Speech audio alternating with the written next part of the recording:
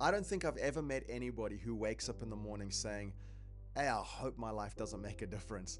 Nobody wants that.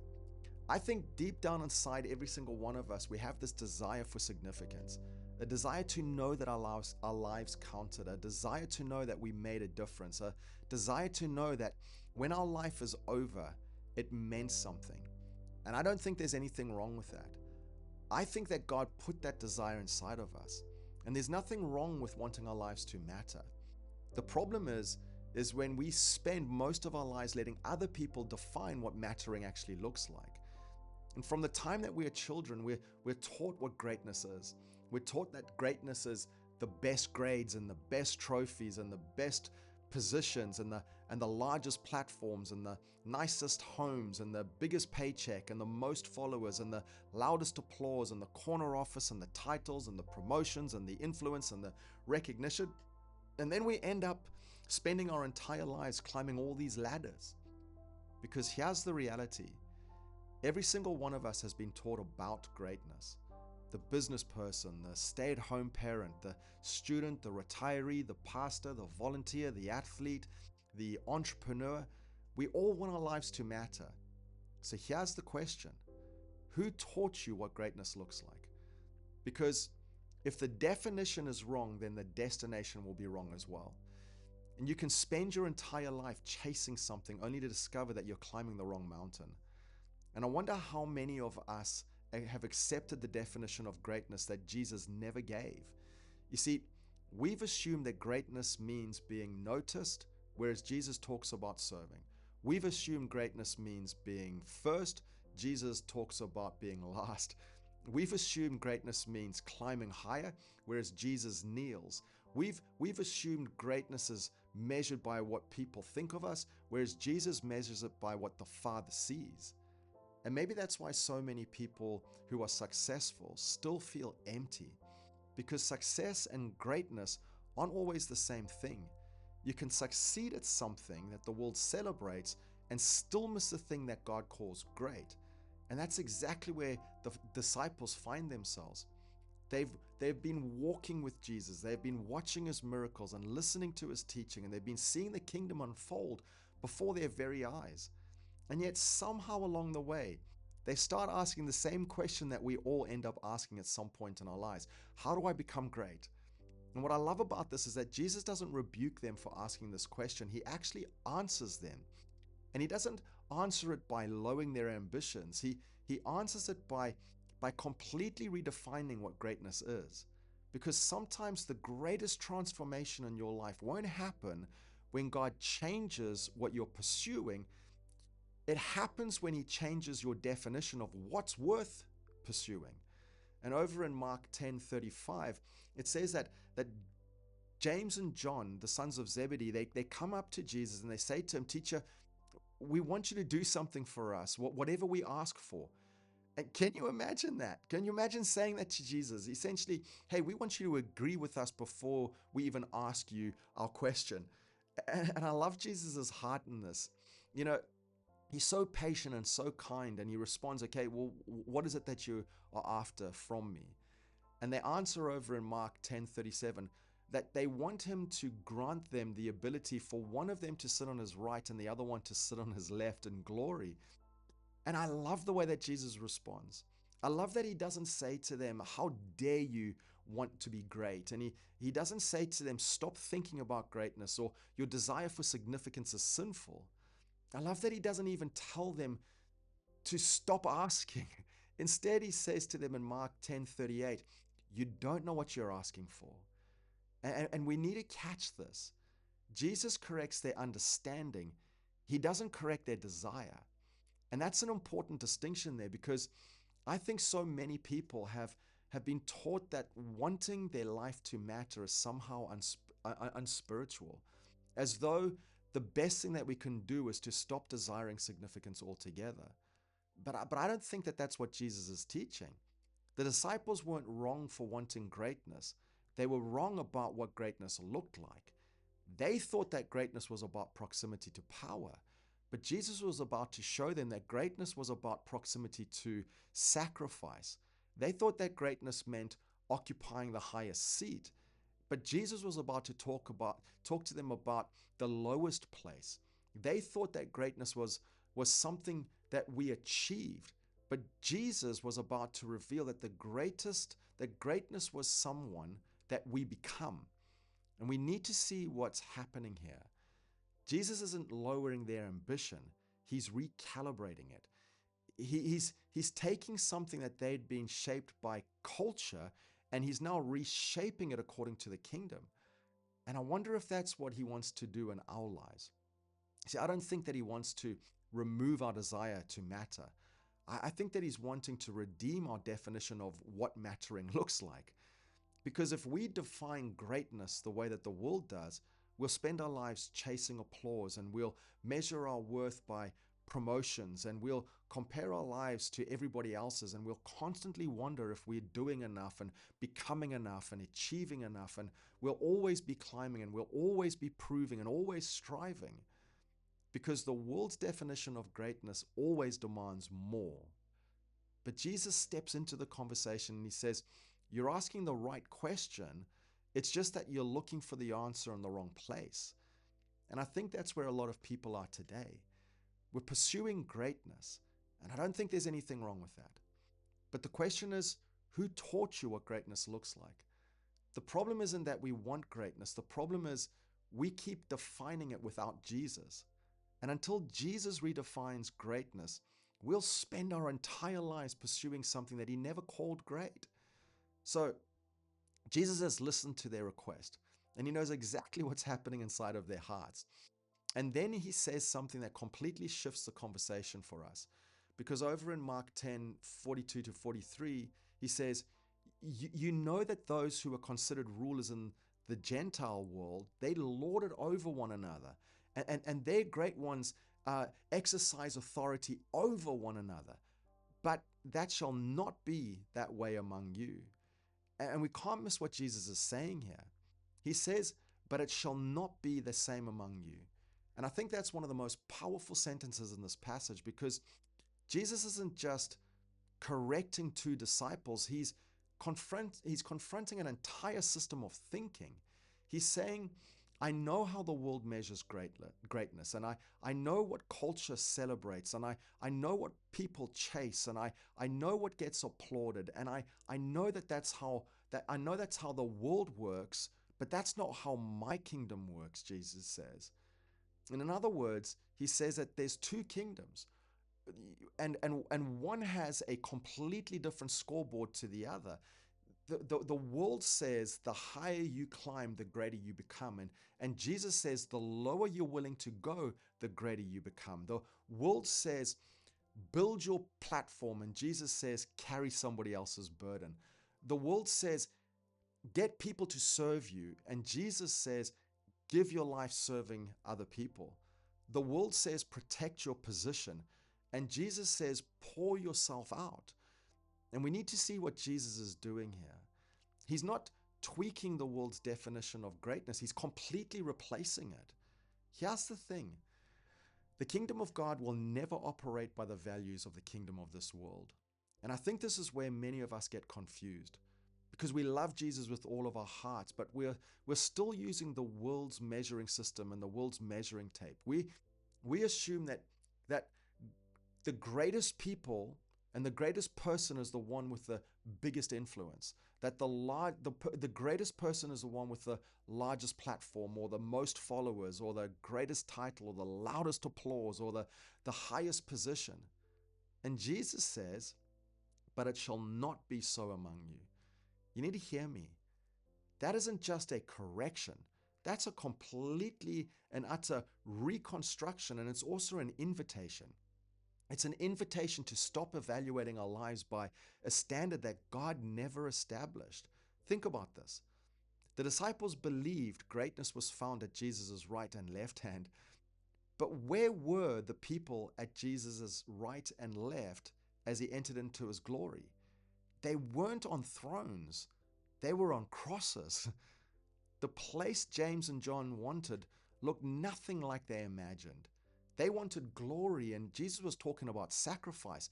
They wanted prominence, and Jesus was talking about surrender. They wanted position, And Jesus was talking about service because the kingdom of heaven, in the kingdom of heaven, service isn't the path to greatness. Service is greatness. And we don't serve because it earns God's approval. We're to serve because serving reflects God's heart. And, and who shows us God's heart more clearly than Jesus himself? The king washed feet. The creator touched lepers. The master served his disciples. The Lord carried a cross. Culture climbs and Jesus kneels. That's the difference.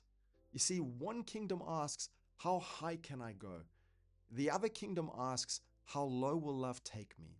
One kingdom measures greatness by how many people know your name. The other measures greatness by how much your life looks like Jesus. So here's the question I want to ask. Whose definition of greatness have you been chasing? Because if you've been using the world's system and the world's scoreboard, you may have spent years feeling like you're losing when God's actually calling you faithful all along. If anyone ever had the right to determine or demand recognition, it was Jesus. If anyone ever deserved the highest seat, it was Jesus. If anybody had the authority to insist that everybody serve him, it was Jesus. He wasn't just another teacher. He wasn't just another prophet. He's the Son of God, the creator of heaven and earth, the King of kings and the Lord of lords. If greatness were measured by position, Jesus was already higher than anybody who ever lived. So, what did he do with that greatness? Paul tells us over in Philippians 2, do nothing for selfish ambition or conceit, but in humility count others more significant than yourselves, and have this in mind among yourselves, which is yours in Christ Jesus. You see, then you need to listen to what Jesus then says. Who, in fact, Paul continues to say this. He says, who, though he was in the form of God, did not count equality with God a thing to be grasped, but emptied himself by taking the form of a servant. We can't miss that. Jesus didn't become great because he served. He served because he was great. That's a very different posture. Sometimes we think serving is how we earn greatness. No, serving is how greatness reveals itself. Jesus never needed to prove who he was. He already knew. And that's why he was free to kneel. That's why he could wash feet. And that's why he could touch lepers. And that's why he could welcome children. And that's why he could stop. That's why he could stop for the overlooked. That's why he could give his life away. His identity wasn't fragile. He wasn't trying to become important. He already knew who he was. And I wonder how much of our striving comes from trying to prove something that Jesus had already settled, trying to prove we're successful, trying to prove we're valuable, trying to prove we're enough, trying to prove we matter. Jesus never lived that way.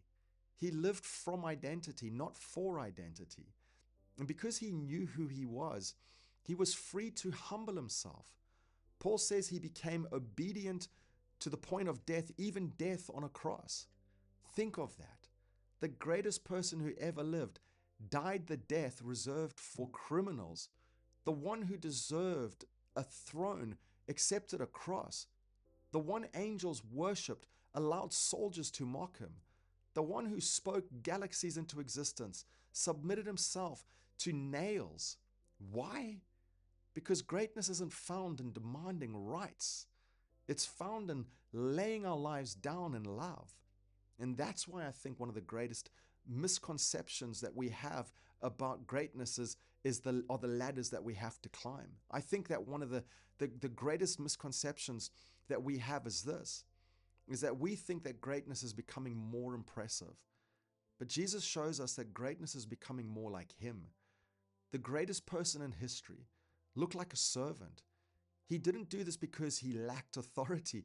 He did this because he chose humility. So maybe we've been asking the wrong question. Instead of asking, am I becoming more successful? Maybe we should ask, am I becoming more like Jesus?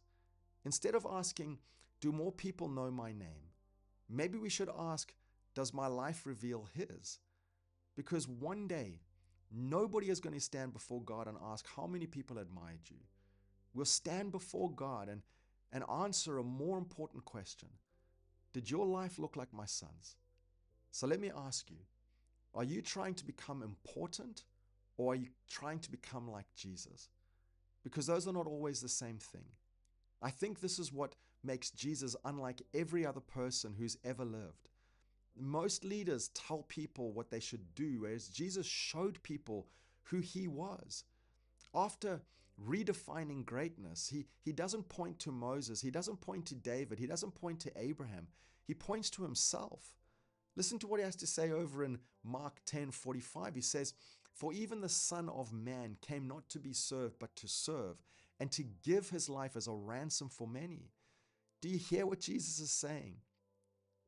I'm not asking you to live a life that I wasn't willing to live. I'm not asking you to take a path that I refuse to walk. I'm not giving you a definition of greatness from a distance. He's saying, I'm describing my own life.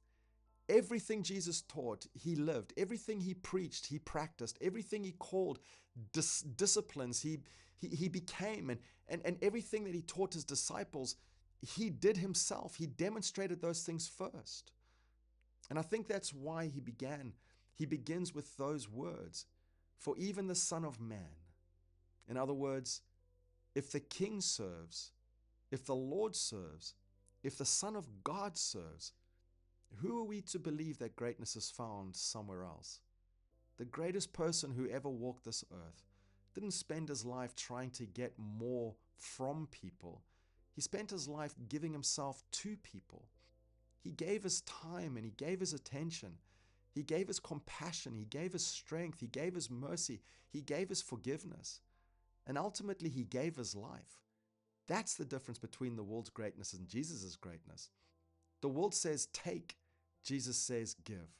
The world says build your castle. Jesus says lay down your life. The world says protect yourself. Jesus says pour yourself out. And where do we see this more clearly than the cross? Think about it. From the world's perspective, the cross looked like failure. It looked weak. It looked like humiliation. It looked like defeat. The disciples scattered. The crowds mocked. The religious leaders celebrated. And Rome thought it had won. But God saw something completely different. God saw the greatest act of love the world had ever known. Because greatness isn't measured by how much power you accumulate. It's measured by how much love you're willing to give away. And that's why Jesus said that He came. He came to give us His life as a ransom for many. Not to protect it, not to preserve it, not to hold on to it, to give it. You need to hear me.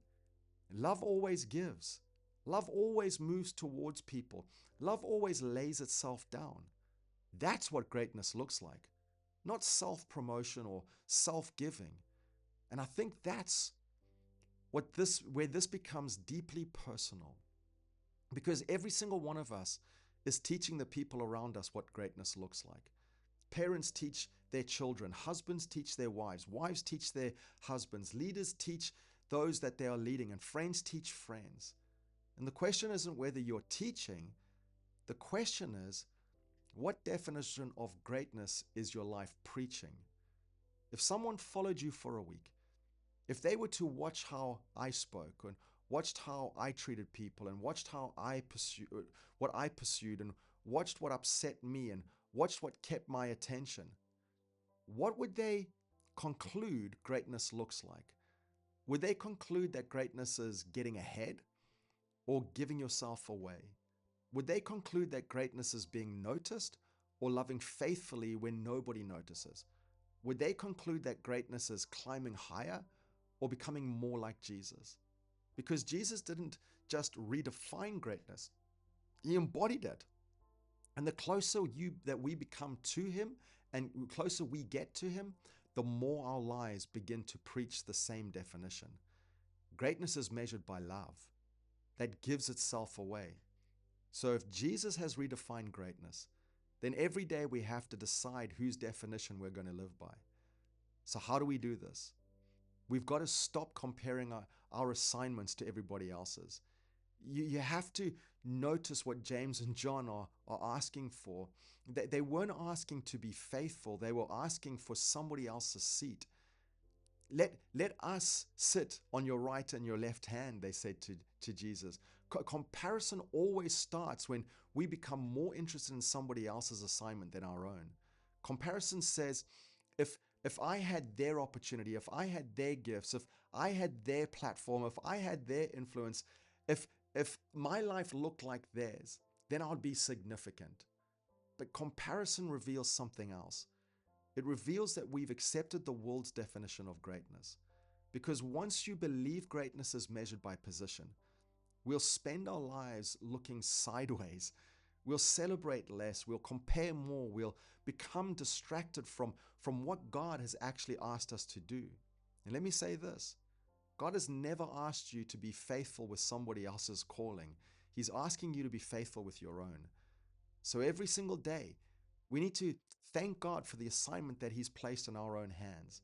And we've got to stop looking at the seats beside you and start stewarding the place that He's put you in. Because comparison keeps your eyes on another person's calling. And greatness begins when we become faithful to our own. And the other thing that we need to do is that we need to let God keep the score, not us. I think this might be one of the hardest ones because we always keep score. We score our careers, we score our finances, our influence, our ministries, our success, our failures. We compare where we thought we would be to where we actually find ourselves today. We measure ourselves against classmates and siblings and friends and people on social media and people we admire. And before long, we become the judges of our own lives. But notice something in Scripture. When James and John asked for the seats of honor next to Jesus, Jesus said that those places were not his to assign. You see, God would determine that. Do you see the freedom in that? Jesus was teaching them something far bigger than seat arrangement. He was teaching them that God is the one who keeps score. Our job isn't to decide whether we've become great or not. Our job is to remain faithful. And one day we'll stand before God. And I don't believe that He's going to ask, hey, where were you more successful than anybody else in your world? Were you more admired? And did more people know your name than the person next to you? No. The question will be simple. Were you faithful with what I entrusted to you? So every single day, we need to stop measuring our lives by our applause. We've got to stop measuring it by recognition and stop measuring it by comparison. Instead, we've got to ask one question before our heads hit the pillow every night. Was I faithful to Jesus today? Not was I perfect, just faithful. Because the world pursues importance, but followers of Jesus pursue faithfulness. The world keeps score, but God is the one that keeps score. And there's incredible freedom in living with an audience of one. And I think the question that God is asking is, who taught you what greatness looks like? I'll say it again. We've all been taught. Some of us have learned it from our parents, some of us from our culture, some from our social media, some from our careers, some from our successes, some from our failures. We've all been handed a measuring tape. And whether we realize it or not, we've spent years measuring our lives by the tape that we've been given. Maybe you've been measuring your life by your career, maybe by your bank account, maybe by your influence, maybe by your achievements. Maybe you've been measuring it by whether people notice you. Maybe you've been measuring it by whether people applaud you. Maybe you've been measuring it by whether someone else thinks that you've become more successful. And if that's the measuring tape that you've been using, it's exhausting. Because no matter how much you achieve, there's always going to be somebody else who achieves more. No matter how high you climb, there's always another mountain. No matter how much recognition you receive, It never seems to satisfy for long, because the world's definition of greatness is a race with no finish line. But Jesus lays down a different measuring tape. So let me say this to you, and let me ask you this. Whose scoreboard have you been living under? Whose definition of greatness have you been driving your decisions by? Whose voice has been determining whether you feel like your life matters or not?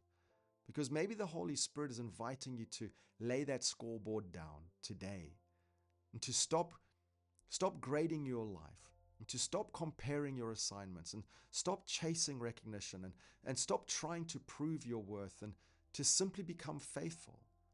Let me say this. Imagine the freedom that comes when we no longer need to be the greatest person in the room, because you are content simply by being faithful to Jesus. Imagine waking up tomorrow morning no longer asking, how can I get ahead, but asking, how can I honor Jesus today? Imagine ending your day no longer wondering, did people notice me, but asking, was I faithful to Jesus? That's the life the world will never applaud, but it's the life that God celebrates. So I'm encouraging you today, stop living for the applause of others, because one day every title will fade, every platform will disappear, every trophy will gather dust, but one sentence will matter more than anything else. Well done, good and faithful servant. And that's greatness according to Jesus.